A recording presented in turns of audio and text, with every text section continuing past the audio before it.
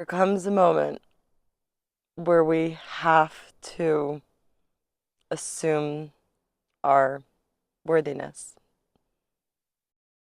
not based on any evidence or things people are saying. It's like this really brutally excruciating sensitive space where we gotta accept ourselves as we are. Repattern reality and let it ripple.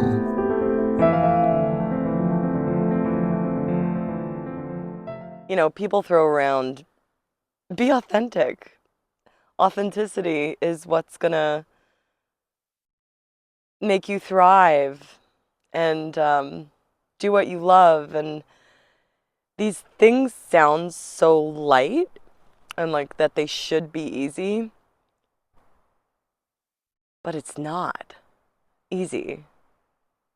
And that's a slippery slope. Like, if we assume that there's something easy that we're failing at, then how the F are we ever going to be our authentic selves and follow what we love if we're basically unable to do the simplest thing of being ourselves? And after scanning all possible perspectives, landing in the most excruciatingly painful one of like, oh my God, I'm not worthy, and then being like, wow, that feels really horrible, like eternally. Then it's like, well, what if I'm worthy no matter what, right? Like, what if that? And I think when we explore that perspective of like actual unconditional love in our beingness for ourselves and others, because if we don't have that for ourselves, we can't possibly unconditionally love another. And we can't possibly land in a reality where everybody unconditionally loves us if we can't receive that with our own being. That was kind of a tangent, but all of life is tangents. There's this thing that comes along with assuming our worthiness. Like, what if there was nothing ever wrong with me? And what if I am just love and there are no regrets or resentments towards choices, and I'm just choosing this perspective? And it feels really good. And the interesting thing, it feels relieving, right? Gotta say that. My lips are so dry. I'm in Sedona Desert and just gotta lick them. But there's something that comes along with assuming our worthiness that kind of shifts the way we see everything else, like how we were brought up and how we got to the space where it's so challenging to be ourselves. It's like, wait, why is it so challenging to just be myself without all these masks and layers and performances and things I produce and therefore I'm loved? Like, why is that such a challenging journey and a hard one to really rest in and trust? And it gives a different view on how we were brought up, the systems that aren't designed that way. They were designed to turn us into something that would fit the system, that would fit the game. And anytime we steered away from maybe exiting that game or that system, there was an attack of that reality that has so much mass to it, or has had so much mass to it, and mattered so much because the collective was funneling their attention into that being reality, and therefore it carries a lot of mass. And so if we attempt to evacuate that system, there are these challenges. And we're really at a point where none of the tactics of masks, performance, production can pass through, because we are evolving And this could be extremely painful. I know it's been for me of like just expressing. Like I love expressing and creating and like doing things in different ways and just having that energy move through me. And I keep seeing these mirrors of like, is that really how you naturally express yourself? Like, or is that from fear and survival? And it feels like there's just been so much that I'm seeing that our behaviors, expressions, or ideas of what makes me happy or gives me a sense of service that are just outcomes of this old system. And so it almost feels like this whole being that I've architected as my authentic self is dismantling. And there's no way out other than through it. Like, it's this excruciatingly uncomfortable process because there's no way for me to be like, oh, that's my authentic self. Okay, I'm going to be this now. It's not an idea. It's not something that feels safe. It's this trust in just beingness. And this trust in just beingness almost feels like a blind path. Like, I'm like seeing the sun like almost blinding me now, and it really does feel like that. It's like this surrender into an assumption that of worthiness, of unconditional love, first of all for my own being, that I have this unconditional love that I just get to be, and assume that there's a worthiness there, that there'll be a planet that catches me and values that. But we can't be in order to have some safety mechanism of survival. Like, there comes a point where there is no other way than that way of deeper presence with who we are, being really who we are without all this programming of these mechanisms. And it's really uncomfortable because these mechanisms of survival, they have manipulation in them from our own being. We can see that even when we thought that we were acting from our pure heart, that maybe we weren't, and it was based off of fear and survival or programs we were running that were fed to us by this old system of what relating is and what the money system is. It's like, so we all played a part in this innocently, but this doorway into you, it's there. And it almost feels, it reminds me of like Alice in Wonderland when she like, I think she goes into the rabbit tunnel and, Billy, you okay, baby? Wanna come say hi? Come. Maybe you can see her. Oh, she's right there. She's got blue ball. It feels like just falling. And it's just, it has to like shed all the programs of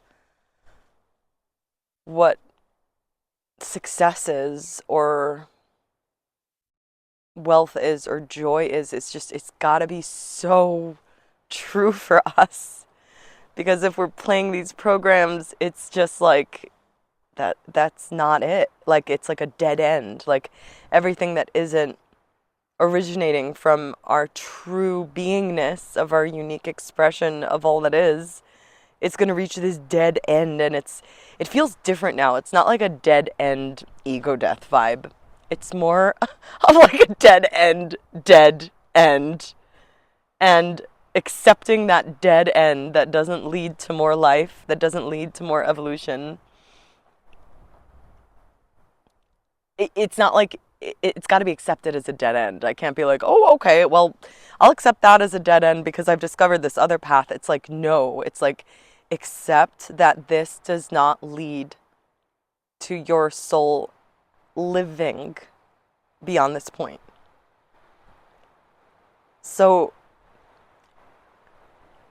I almost feel like the symbology of like there's this cage, and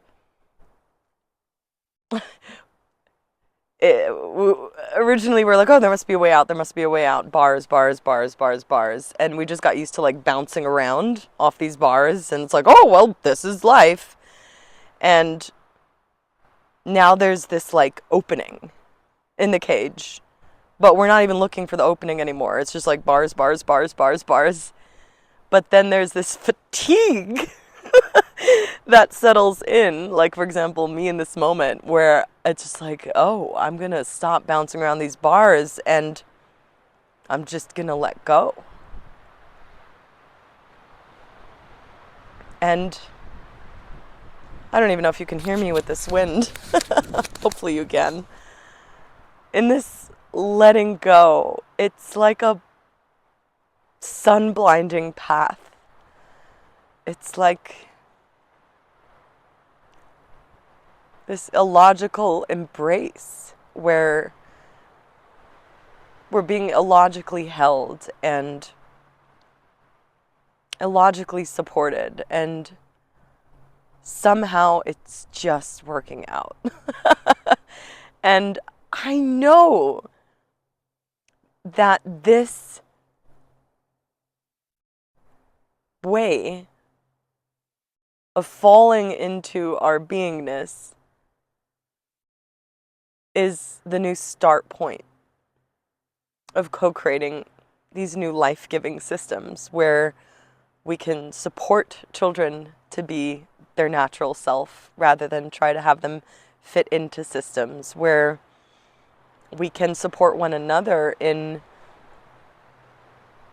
being our natural selves rather than fitting back into some machine that's already broken. And when I look back, all those times that I have judged myself, resented myself, bashed myself for not being able to play the reality game, I see that it wasn't that there was something wrong with me. It was almost like my beingness born into that system was dismantling it through choosing to accept the beingness that it is of whatever it is I am. And in that blinding trust, the systems dismantle, the ones that don't serve life anymore, because I'm not feeding them anymore with my attention and awareness. And the more I trust, the more we trust this blind free fall, we get to encounter those beings that are doing the same kind of work, and we get to collaborate and birth new systems together through our beingness. New systems meaning new ways of being, new ways of relating, new ways of funneling our awareness together, new ways of creation, new value systems through exploration and curiosity of like, okay, where does this lead to? And it's beautiful. But there's this moment before these relationships come into play of the resonance where we gotta assume our worthiness. And it just makes me want to cry, because it can be so challenging when we were brought up in a system. And I'm not saying all beings experience this, but I know a majority of people on the planet have. And I know I have. It could be so confusing to feel so afraid to just be me.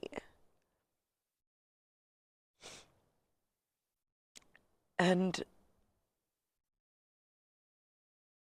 I've been playing with this thought of like, what if I was born into like rewriting my memory, like playing with what that would be like, of what if I was born into such and such environment, was able to do this and this and this growing up, and what would I become and how would I feel now?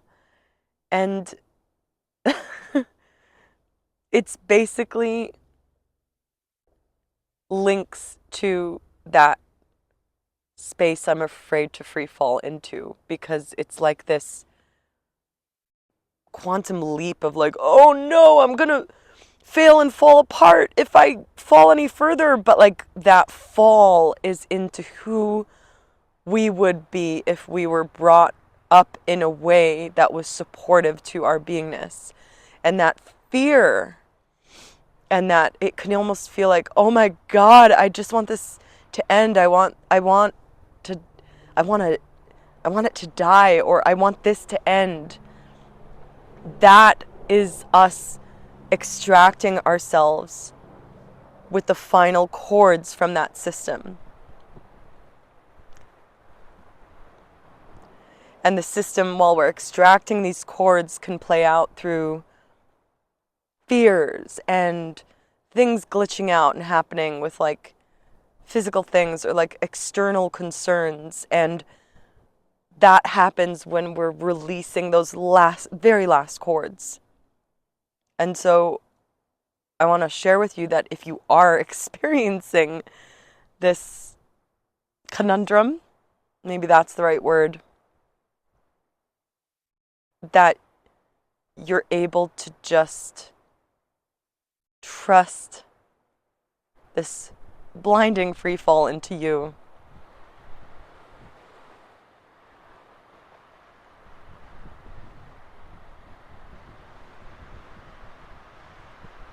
Ah, and the wind. I usually hate the wind so much, but right now it feels really soothing. Because nobody, and that's the heartbreaking thing, nobody can prove to you that you are worthy of love. Nobody, nothing can give you anything external that would hold long enough for you to know that you're enough. That has to be our own choice in our body and our awareness. It's like this deep vow of love to ourselves. And this vow of love to ourselves is the greatest thing we can do for the planet and for humanity at this time. Because we need each other to be who we really are. We're a perfect whole puzzle. We're an ecosystem naturally. We're cells of Mother Earth's body. We are her. We're naturally in harmony. We're naturally, it's the one of everything that has shattered into every possible expression. So it's not, and I was shown this and experienced this in my Saturn return in a very literal way of that evolutionary process that we were in through my own unique lens, is that the natural state is that we're able to be together in harmony and have everything we need.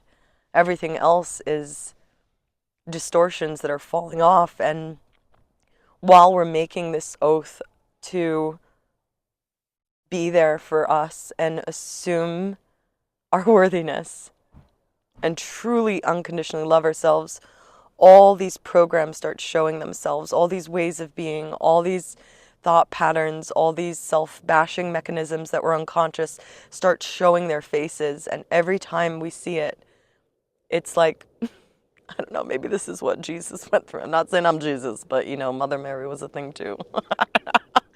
It's like, okay, I'm okay. This is okay. I'm enough. And it's that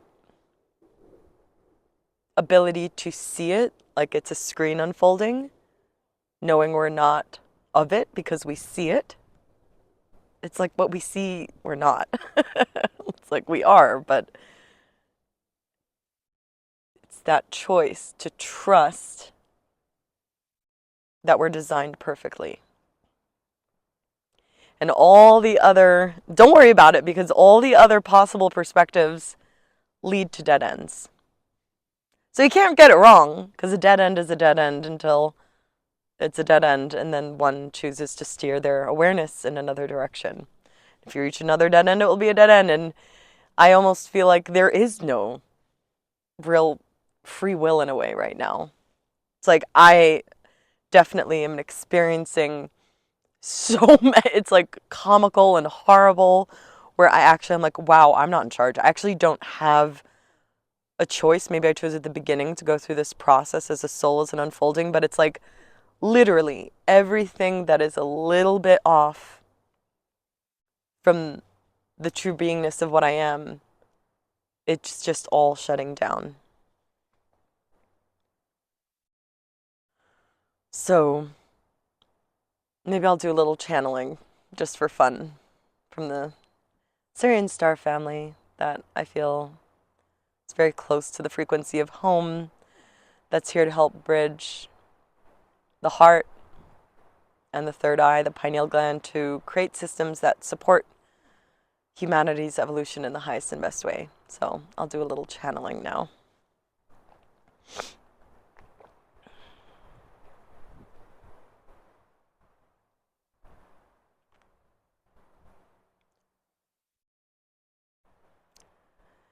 If you are experiencing a collapse of something that you are trying to control in order to survive, know that the sooner you allow the collapse, the sooner you will discover the eternal safety that resides within you. Your eternal safety is your connection to the elements, the simplicity of life, nature around you, which is everywhere that you are. It is in your bedroom, it is in the hallway, there are elements wherever you go. And you are one with these elements. And when you know that you are one with the elements, you know that you can move with the elements, you can play with the elements, and that you are, of course, naturally supported by the elements to experience whatever it is you wish. So, if you are experiencing a collapse of, oh no, how will I survive if this is collapsing? Let it collapse sooner and ask, what else is possible? Playing with what else is possible will naturally present to you multitude of options, and seeing the abundant possibility will allow you to rest in your 0 point. This process is not for you to get attached to a possibility. It is more for you to feel more safe, to just be neutral in your 0 point. When you trust in your 0 point, you will reach a 0 point neutrality, safety with the elements around you in this planet as you are as a part of the planet. From there you will be guided. Since you are part of the ecosystem, part of the elements, you will also connect to your guidance team. Your guidance team, every soul has a guidance team. You already know this guidance team. It is not new or woo-ha-ha. It is natural for you to be in connection with your guidance team, just as she is in connection with her guidance team now. It might even feel more natural to you for you to operate with this guidance team than it is as an individual, a separate being, a separate entity. Allow yourself to navigate from this 0 point with your guidance team, like a curious child at the beginning of a game just learning it. You are doing amazing, and you are already in winning. You already won. The game has changed, and therefore the game is of now being recreated through you and through more. It will get easier and easier as more opt in to this new co-creation system. The initial stages are challenging because they feel more familiar, while the next level of the game feels unfamiliar. Begin feeling explorative in the unfamiliar, curious in the unfamiliar, wondrous in the unfamiliar. This will support your nervous system being calm, perceiving it as a game, as though you are a child that is navigating a new game. This will support not only your nervous system, but it will support your bones, your alignment, your gut, and your brain. We thank you for being. You are a part of the whole, and there is no one else like you. Thank you.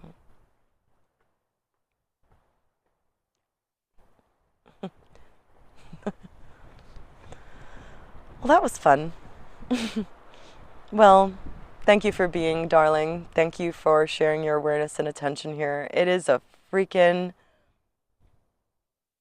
very rich life experience right now with so many ways we can navigate. And so if you navigated here, I'm really grateful to be a part of your life. Thank you.